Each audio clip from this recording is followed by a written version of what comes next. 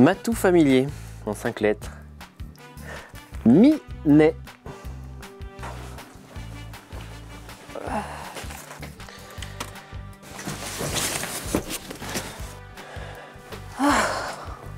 Bah alors Lette, c'est de traverser le couloir qui t'essouffle comme ça? Ben, je crois, oui.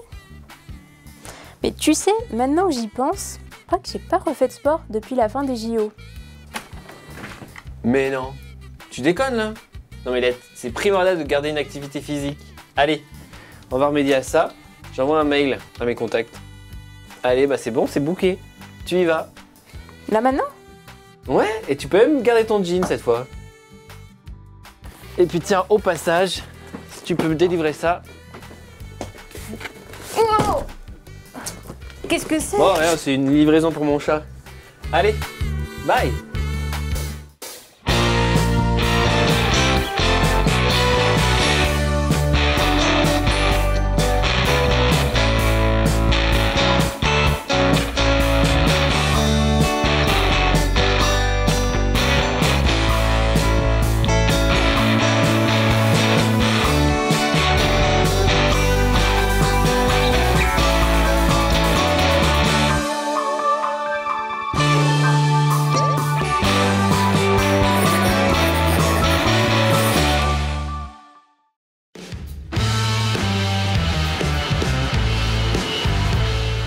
Bonjour à tous, aujourd'hui on se retrouve à la forêt de la Combe à Saint-Jean-de-Maurienne. Et aujourd'hui je vais tester le skateboard. C'est parti, suivez-moi. Donc Jérémy, bonjour. Bonjour. Donc toi tu es à l'initiative de ce gros projet qui est le skatepark de Saint-Jean-de-Maurienne. Exactement. Alors ça remonte à bien plus loin que le départ de ce skatepark en 2017. Ma première pétition, ça a été en 1998. Pendant que tout le monde applaudissait l'équipe de France de foot, moi je militais pour un skatepark. Et en 2012, pendant les élections municipales, Monsieur Charvoz avait mis dans son programme création d'un skatepark. Et là je me suis dit, waouh, là c'est l'occasion, enfin. Donc voilà, il a fallu que je le rencontre. Ça a été aussi un long processus, mais finalement on a pu attaquer en mode DIY, donc do it yourself, fais-le toi-même, en 2017. Donc ça a été un gros chantier participatif qui s'est étalé sur plusieurs années. Exactement, là on est en train de faire la finition, donc c'est la 8e année. Donc grâce à l'association Skate and Create, on a pu chercher plein de partenaires, des entreprises locales, etc. et qui ont toutes vraiment joué le jeu à fond, avec des subventions aussi de l'État, etc. Et on a réussi à construire donc le plus grand skatepark DIY d'Europe. Il s'étend sur combien de mètres carrés? Là, le skatepark actuellement il fait 3400 mètres carrés.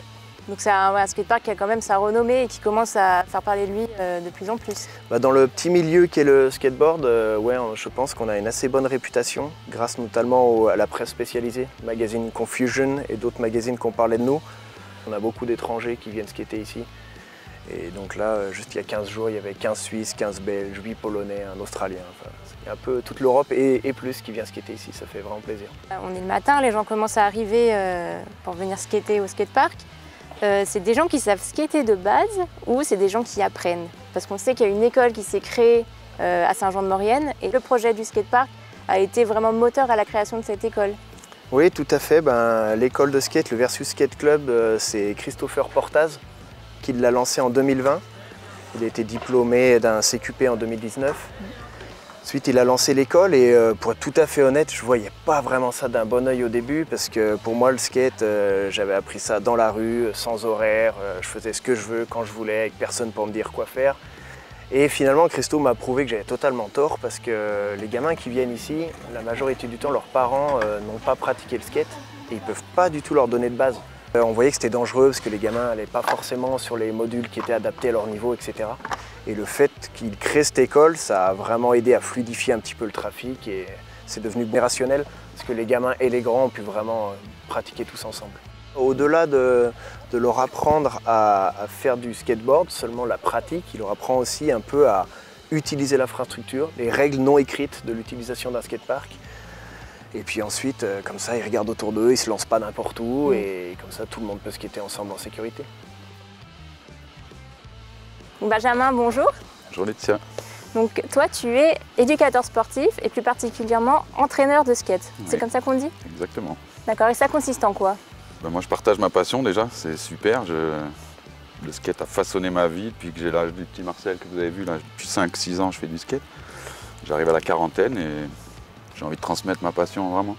Moi en tant qu'éducateur sportif, je peux enseigner le skate jusqu'au premier niveau de compétition. Le premier niveau de compétition c'est dès qu'un élève sait faire un ollie, tu vois, je vais t'en parler tout à l'heure, le ollie c'est un saut de base, bah, cette figure te permet d'en faire plein d'autres, de glisser, de grinder dans le futur. Déjà quand on sait faire ça, on arrive à faire des runs, donc un enchaînement de figures qui dure généralement en compétition 45 secondes. Voilà, donc moi je peux prendre un élève du niveau 0 et l'emmener à ça. À la base on skatait dans la rue, il n'y avait pas de structure, pas de club, tout ça. Donc maintenant en compétition, on retrouve le street, donc on évolue dans un skatepark. On retrouve le mobilier urbain en fait. Barrières, des bancs comme on aimait nous skater jeunes, des marches, des curbs comme on dit, c'est des murets sur lesquels on vient glisser. Après il y a d'autres types de skateparks comme celui de Saint-Jean qui est quand même beaucoup plus courbe. Donc il y a des compétitions de street, il y a des compétitions de parc, de ball en fait. Il y a le skate freestyle aussi, ça c'est une vieille discipline. Et les gars évoluent généralement au plat, sur le flat on dit. Ils se mettent debout en poirier sur leur planche. Il y a du longboard, il y a de la descente, il y a du dancing au skate aussi. Et ça donc, ces différentes disciplines qui se font tous avec le même type de planche. Ou est-ce qu'on va retrouver différents types de planches? Alors en street, on a envie de faire tourner sa planche sous ses pieds très régulièrement, donc on a des planches plutôt fines. Dès qu'on prend de la vitesse et de la hauteur dans des bowls, dans des parcs, on a besoin de planches un peu plus larges, plus stables, des grosses roues. Est-ce que tu remarques, tu détectes un profil type des personnes qui veulent se mettre au skate? Pas forcément, par contre on voit vite si les gens sont faits pour ou pas, quoi. Si c'est un sport de sensations et on n'a pas tous les mêmes sensations. C'est aussi pour moi un art et une façon de s'exprimer. Il n'y a pas de code qui dit le skate parfait c'est comme ça. Non, il y en a un qui peut faire la même figure qu'un autre, mais il va la faire plus ample. J'ai fait énormément de sports différents dans ma vie et le skate, je trouve, il y a un engagement vraiment. Ça travaille le physique, l'endurance, mais le mental vraiment. Ça apporte tellement, on se bat, des fois on essaye 30 fois une figure, on n'y arrive pas et le jour où on y arrive, ça y est, ça amène une confiance en soi. Oui. Et généralement, aussi, c'est un truc sur lequel j'insiste, moi si je viens faire du skate là tout seul, au bout d'une demi-heure je m'embête. C'est un partage, on est ensemble et on se tire tous vers le haut. Et de regarder un autre faire, ça donne une idée, tiens je pourrais faire ci, je pourrais faire ça.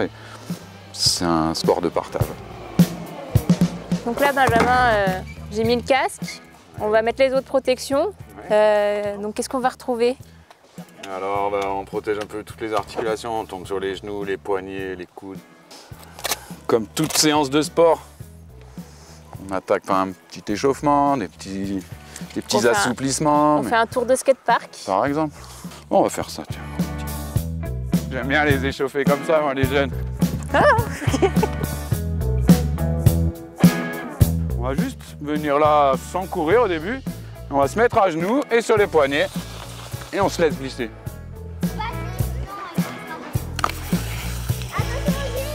On va pas trop au début. On essaye. Très bien. Parfait. Tu pars en avant, tu mettras les mains. Voilà. Très bien. Voilà, tu as fait ce que je voulais. Là, on peut vraiment aller. Voilà. Très bien. Ici, au club à Saint-Jean-de-Maurienne, on utilise cet outil. C'est pas dans tous les clubs qu'on utilise ça, mais je trouve que c'est une super idée. La position idéale de base, ça va être pied sur les vis. Moi, je fais dépasser un peu mon talon, un peu mes orteils. On ne met pas les pieds perpendiculaires sur le skate. On est plutôt un peu en canard, comme sur un snowboard. Comme ça, on peut aller de ce côté, de ce côté. Alors, monter, descendre en marche arrière, monter, descendre par l'avant. Voilà. Ok, maintenant on fait ça. On saute et on se met direct attitude de base. Donc pied vis, jambes un peu fléchies. Pense à ses bras. Ah, les bras, oui. Voilà. C'est bien, Marcel. Ton pied arrière, t'as vu?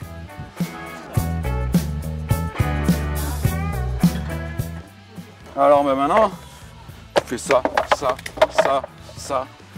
Je m'en enchaîne quelques-uns. Très bien. Le nose. Le tail.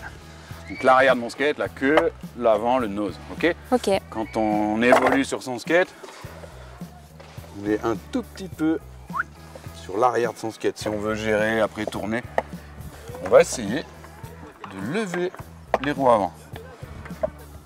Donc voilà, pour l'instant, pense juste à lever ton pied. Pense pas à appuyer à l'arrière, juste tu lèves le pied avant. Okay. Voilà. Allez, fais-le plusieurs fois. Oui. Je suis fléchi, je fais juste un petit saut vers l'avant en fait. Sans skate, ça fait... Et je garde mes pieds dans l'écartement initial, ok? Tu les resserres surtout pas. Allez, voilà, hop, D'accord. tout simplement. Tu es prête? Ouais. Je te tiens, tu crains rien.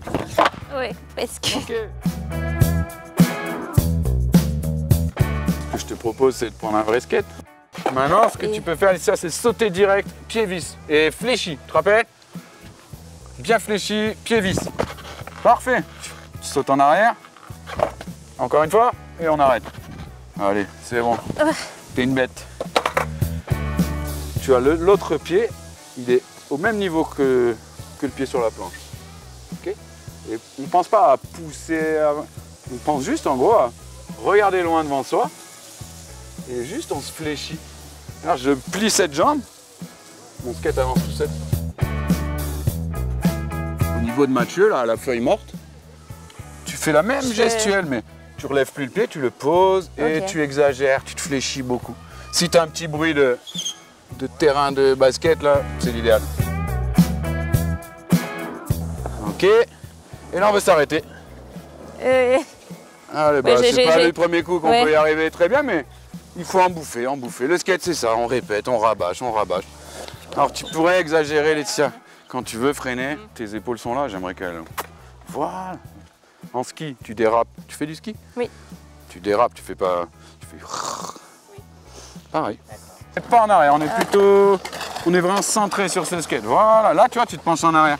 Ouais. C'est naturel, un humain il a peur, il se met à l'arrière. Pied arrière, très bien. Et on veut s'arrêter, on fait... Voilà. T'es une bête. Bravo. Ça en fait des choses à penser.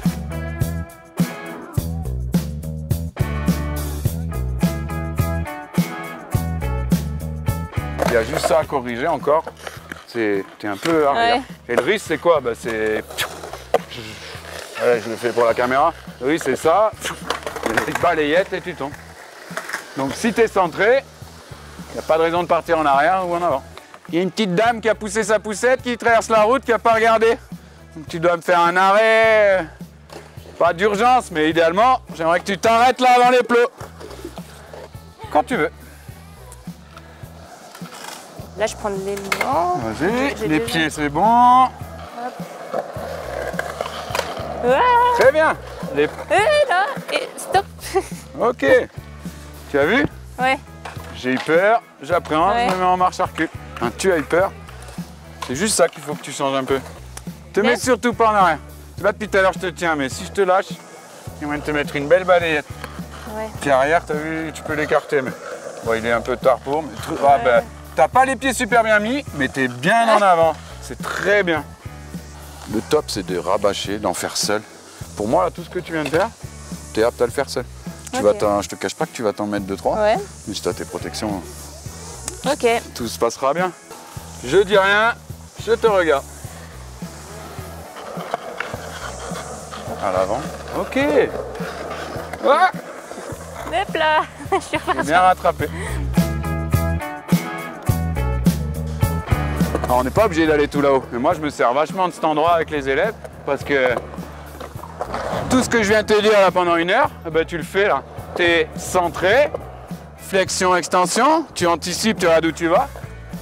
Alors je te demande pas de faire ça. Par contre, ce qu'on va faire, c'est qu'on va se tenir les mains et on va le faire ensemble. Flexion, extension avant que ça s'arrête dans la courbe. Là, anticipation, on va repartir là-bas. Donc tu ouvres un chouille l'épaule et tu regardes là-bas. Et re-obstacle, donc réflexion. Mais je vais tout te dire en même temps. Regarde. On avance. Flexion, on se relève, on regarde de l'autre côté. Et on reste bien centré sur son skate.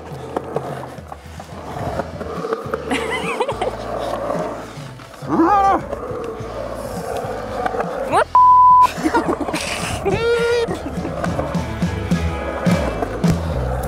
Super. Et donc en cours, toi, tu as des élèves, tu as des enfants, des adultes? Ouais, ça doit qu'à 4, c'est plutôt 5, 6, mais quelques rares cas qu'on prend à 4 ans environ. Donc on a une campagne au printemps, une campagne à l'automne. L'été, les enfants ne sont pas là, sont en vacances. On a cours mercredi, samedi, mai, juin, septembre, octobre. Et on a plusieurs créneaux horaires, du matin au soir. Débutants, intermédiaires, confirmés, adultes. Bah, merci Benjamin pour cette première initiation. C'était vraiment super, j'ai appris déjà plein de choses et ça me donne bien envie de revenir une prochaine fois. Quant à nous, on se retrouve prochainement dans un nouveau reportage. À bientôt!